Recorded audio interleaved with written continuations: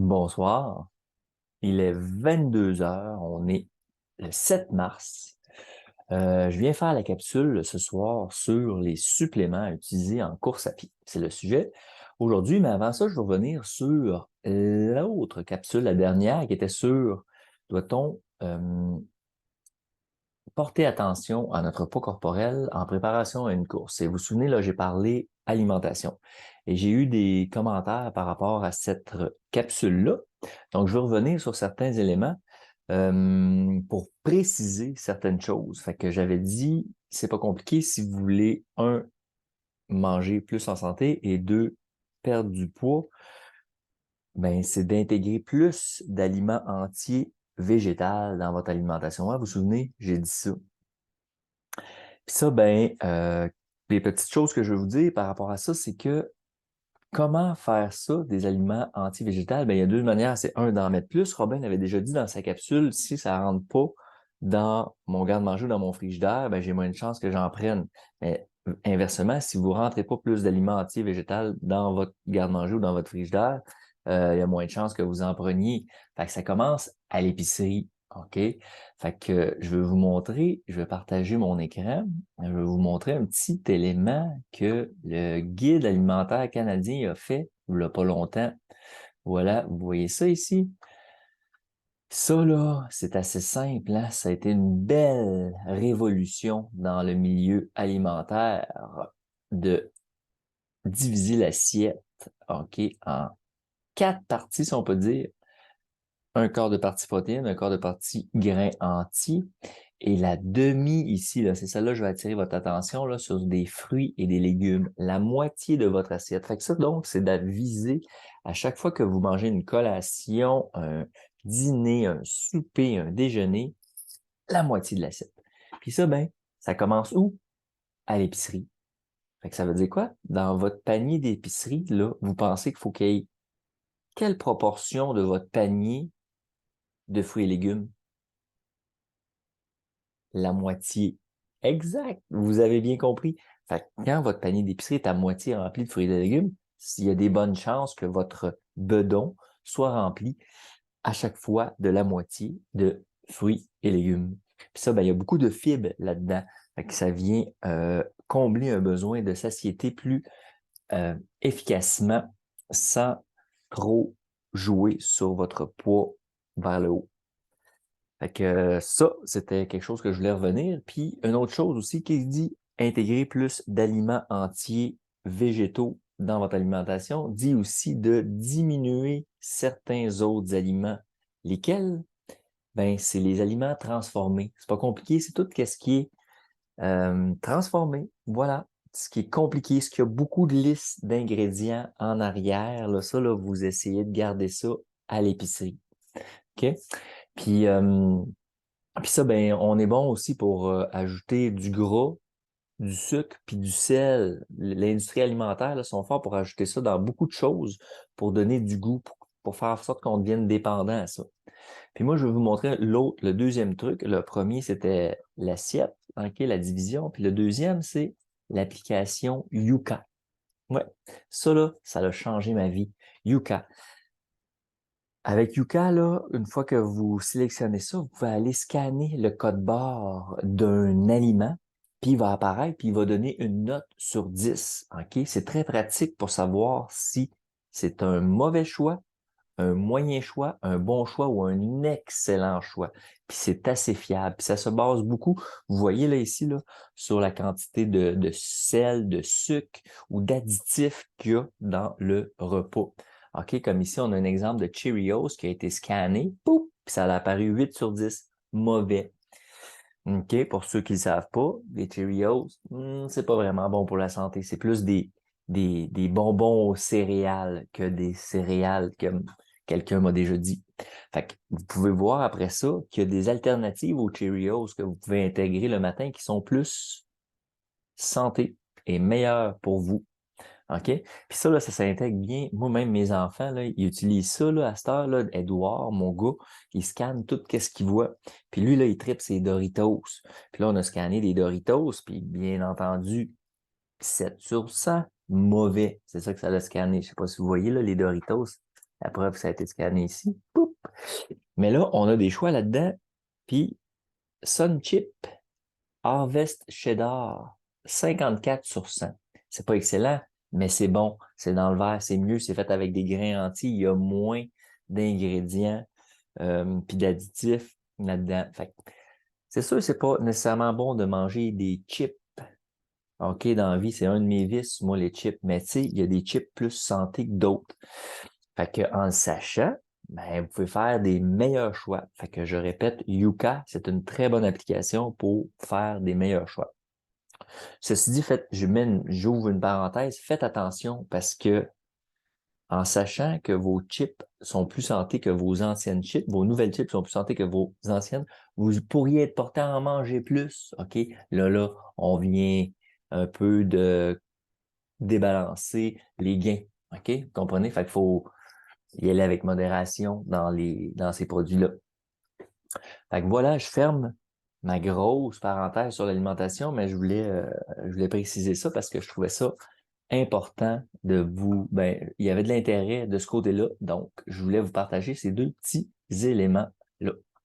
Maintenant, les suppléments. Fait que ça, c'est tout ce qui est pas repas, tout ce qui est pas naturel ou alimentation en termes de repas. Fait qu'il y a des petits suppléments, puis là-dessus, je veux prendre un petit peu de temps pour parler de l'importance du fer en course à pied. OK?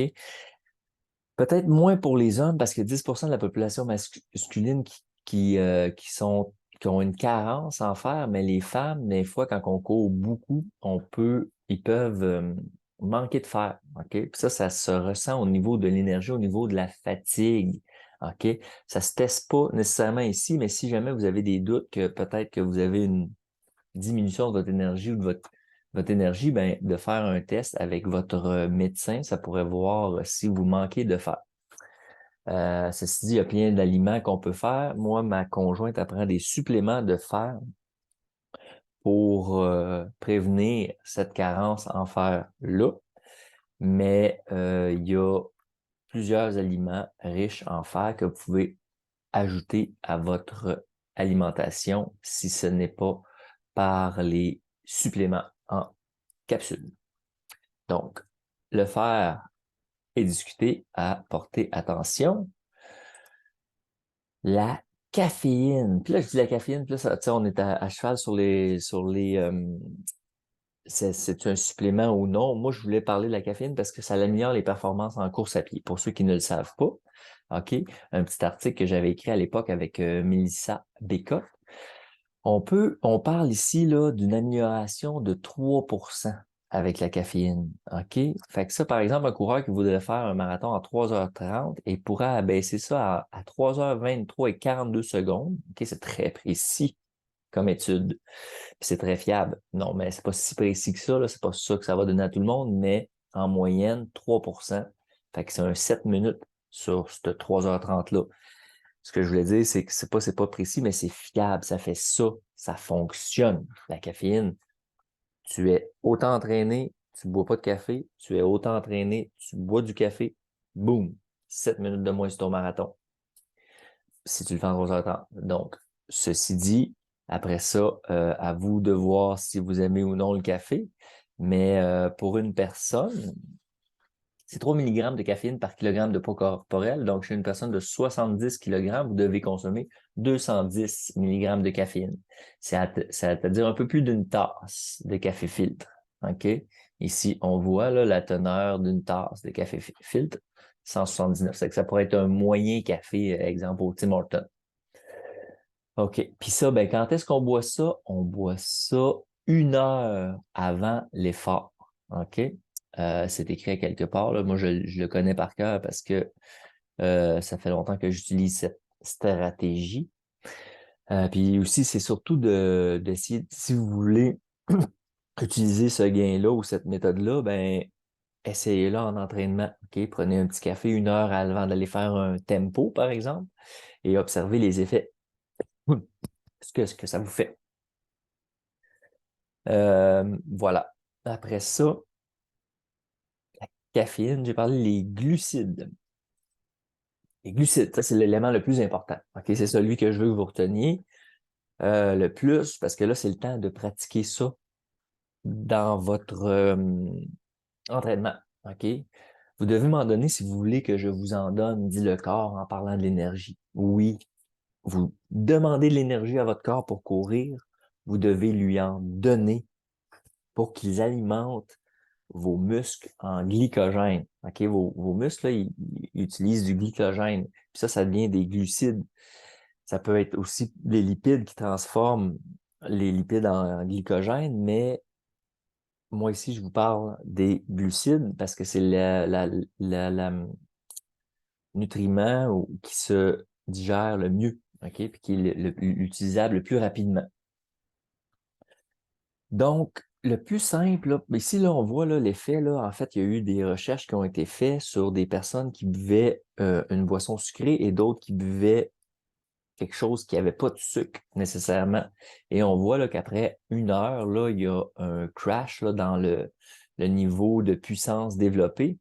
Puis quand on boit une boisson sucrée, ben, on évite ce crash-là, puis même ça se remet à remonter tranquillement. OK? Fait que c'est prouvé que de consommer des glucides pendant l'effort va vous donner des gains sur votre puissance, sur votre énergie. Quand est-ce qu'on prend ces glucides-là? Ben, quand ça dure plus qu'1 heure. OK? Si vous faites des longues sorties de plus qu'1 heure, normalement, après un certain temps, puis là, c'est variable d'une personne à l'autre, après 1 heure et demie, peut-être vous allez avoir une baisse d'énergie. Après 2 heures, peut-être dans certains cas, si vous êtes bien adapté. Mais il faut que vous commencez à y penser après 1 heure de course à pied, de commencer même avant de prendre des glucides. OK? Plusieurs techniques, plusieurs manières de prendre des glucides. En fait, la quantité avant de parler de comment je prends des glucides, c'est moi, avant, j'utilisais une différence entre, selon votre poids. Si vous pesez en bas de 120 livres, 50 grammes de glucides par heure. Si vous pesez en haut de 120, 60 grammes à l'heure. Cet article-là, il date un peu, OK? Ça date du 2020, OK? Je ne l'ai pas mis à jour, mais je sais qu'il y a beaucoup de substances, de glucides qui se prennent et qui s'assimilent beaucoup mieux qu'avant. Même que ces recommandations-là peuvent être élevées un peu plus. OK? Je pense que présentement, on est capable d'aller plus que 60 grammes par heure. OK? Mais 60 grammes par heure, c'est déjà beaucoup pour certains qui sont pas habitués. Puis 60 grammes à l'heure, je veux que vous sachiez là, que c'est un minimum. OK? Si vous êtes capable d'en consommer plus, essayez. Mais 60 grammes à l'heure, là, il y a 60 minutes dans 1 heure, ça fait 1 gramme à la minute. Fait que c'est là que c'est simple à calculer. Fait que si vous avez plusieurs options là, dans les gels énergétiques, si votre gel énergétique, par exemple, il y a 23 grammes de glucides, vous lisez en arrière, là, puis c'est écrit 23 grammes de glucides, bien, vous prenez un gel aux 23 minutes. Fait qu'après 23 minutes, vous en prenez un autre et un autre. OK? À chaque 23 minutes. Si vous avez plusieurs sortes de gel, bien, regardez la quantité de glucides en arrière, puis la quantité de glucides de votre enveloppe va vous dire pendant combien de temps vous devez, la fréquence à laquelle vous devez reprendre cette enveloppe de gel-là. Vous avez plusieurs possibilités, plusieurs marques ici. Fait que pratiquer ça en entraînement dès maintenant, c'est le temps parce que dans 2 mois, ceux qui font un marathon vont devoir s'apporter des gels pour éviter une baisse d'énergie. Si on va sur le site de la course, je vais juste essayer d'y aller. Regarde. Ici, on voit que qu'il va y avoir des gels sur place, OK, à Sugarloaf. Il va en avoir, on voit ici, là, il va y avoir de l'eau et du Gatorade, parce que dans le Gatorade aussi, il y a des glucides, vous pouvez aller voir. Puis là, faites attention, ici, il est à moitié de la force. Fait qu'ils mettent plus d'eau que le vrai Gatorade. OK? Puis ça va être disponible en partant au 1002.1, 3.6, 5.6, etc. OK? Puis il va même avoir des gels de marque Goût. OK? Fait que si vous voulez prendre ces gels-là qui sont sur place, ben essayez-les en entraînement. Allez vous acheter des gels de marque Goût, OK, qui sont là. et goûtez-leur en entraînement pour savoir si vous les assimilez bien, si vous ne créez pas trop de problèmes intestinaux ou de digestion. Puis là, sachez qu'il va en avoir au départ. Fait que vous pouvez vous faire un refil pour être capable de vous rendre jusqu'au 1009.1, que vous prenez un autre refil là et que vous vous rendez jusqu'au 1016.9. Vous faites un autre refil pour jusqu'à la fin de la course. OK? Combien ça vous prend de gel? Ben là, ça va dépendre de le temps de votre course. OK? Fait que fiez-vous, faites des calculs, là, 60 grammes à l'heure, si 9,1 000, ça vous prend 1 heure et demie, je sais pas, je dis n'importe quoi, ben planifiez-vous des enveloppes pour 1 heure et demie de course avant d'être capable de vous reprendre d'autres enveloppes. Sinon, apportez-vous tous les enveloppes de gel sur vous et parce que vous avez peut-être une sorte en particulier que vous voulez garder. Donc, partez avec ça sur vous, sur une ceinture, avec de l'eau ou pas, parce qu'il va y avoir de l'eau beaucoup plus fréquemment que les gels. Fait que moi, c'est sûr que je vais utiliser l'eau qui va être là, puis je vais m'organiser pour prendre mon gel avant un point d'eau, OK? Parce que j'aime bien ça, boire une petite gorgée d'eau. Ça l'aide à la digestion, ça digère mieux quand que le gel est mêlé avec de l'eau. Et aussi, ça rince la bouche, là, ça enlève le goût sucré qui peut être énervant un peu pendant qu'on court. OK? Fait que là, ici, de chronométrer, dans le fond, les moments où est-ce que vous allez avoir de l'eau pour planifier prendre un gel juste avant la station d'eau. OK? Fait qu'il y a une petite logistique à réfléchir par rapport à ça. Prenez le temps d'analyser ça. Prenez le temps de regarder qu'est-ce que vous allez prendre comme source de glucides, combien de grammes il y a de glucides pour savoir combien de temps, à quelle fréquence vous devez prendre votre enveloppe fétiche. OK? Puis là, dans ces enveloppes de glucides-là, sachez qu'il y en a qui ont de la caféine. Hein? Si je reviens ici, je pense que je donne des exemples ici de gels énergétiques qui ont de la caféine. Fait que vous pouvez prendre votre café 1 heure avant la course. Puis si vous savez qu'après, je sais pas, moi, 1 heure et demie, 2 heures, l'effet du café ne se fait plus sentir, ben, un petit gel de, de, de sucre avec un double expresso pour ajouter un petit 100 mg de caféine, hein, pourquoi pas? Mais ça aussi, encore là, on est 2 mois avant la course. Testez votre combinaison gagnante en entraînement. OK? Pour pas avoir de surprise pendant la course. On s'entraîne à courir, on s'entraîne à consommer nos glucides, on s'entraîne à boire, on s'entraîne de nos vêtements, nos chaussures, commencer à penser à tout le setup qui va être pendant la course pour le faire en entraînement et le pratiquer. OK? Hein, ça en fait des choses, mais ça, c'est important pour pas perdre d'énergie, surtout quand vous courez longtemps. Dans le cas d'un marathon, c'est le cas. Glucides, 60 grammes à l'heure avec de l'eau. OK? C'est pas mal la fin de la capsule. Je veux pas étirer ça plus longtemps, mais je vais vous parler d'un produit que je vous ai jamais parlé, que moi j'utilise ici, parce qu'on parle de suppléments, puis j'ai dit je vais vous le partager. Moi, j'adore ça. Ça fait peut-être 7-8 ans que j'utilise ça. Vega Sport. OK? C'est un énergiseur que je prends souvent avant les courses, même des fois avant les entraînements tempo, quand je veux être sûr d'avoir l'énergie pour pousser un peu plus. J'adore ça. Ça me fait un très bon effet stimulant, énergisant. Puis c'est fait avec du thé vert. C'est fait avec du curcuma, avec du ginseng, avec du maté. Fait que plein de choses que j'aime déjà en partant. C'est végétalien, puis c'est rock on. Fait que si vous voulez l'essayer, ça peut être, c'est le temps. Ça se trouve à la Manne, à Victo ou dans d'autres magasins naturels sportifs. Fait que moi, j'ai tout le temps de ça. Je mets une petite scoop dans de l'eau, je brasse ça. Une demi-heure avant d'aller courir, je prends ça. OK? Puis quand je veux vraiment performer pendant ma course, je prends mon petit café 1 heure avant ma course, plus ça, 30 minutes avant la course. Puis là, tabarouette, vroom, on me voit même plus passer. Non, mais je fais des farces, là. Je parle de performance, mais c'est aussi le fun d'avoir l'énergie puis être réveillé là, avant de se lancer à une course, souvent à 7 heures du matin. Donc voilà, j'espère que ça va vous être utile. Allez commencer à magasiner votre source de glucides pour être prêt dans 2 mois. Bye!